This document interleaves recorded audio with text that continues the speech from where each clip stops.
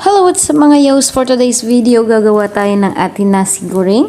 So, paano siya gagawin? First, magpatusta tayo ng ating garlic na chinop at yung ating hinugasan na rice.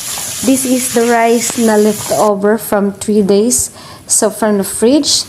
And then, nilagyan ko lang din ng ating ground black pepper at yung ating pampasarap.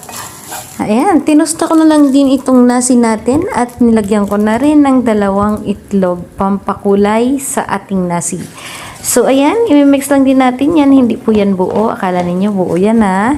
Hindi po yan. Imimix po natin yan sa ating nasi o sa ating rice na tostado. Ayan. So, mga yos, ilalagay na rin natin yung ating mixed vegetable. Yun yung carrots at saka yung green peas natin. Pampakulay sa ating nasi goreng. As you can see, luto na nga siya na well combined na nga yung ating mga ingredient, yung ating vegetable and yung ating nasi. So ngayon naman, isi-set aside lang natin yan siya. Sa gilid lang. Ayan. Ganyan lang ang gagawin natin. Lalagyan lang natin ng space sa gitna and then lagyan na rin natin ng butter.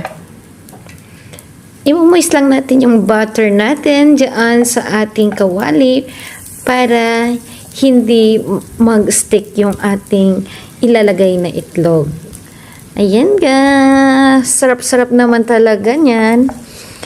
And make sure lang na hindi siya masira, hindi mabasag yung ating yellow yolk para maganda tignan. Ayan, it's like a sunny side up na mayroong nasi sa paligid.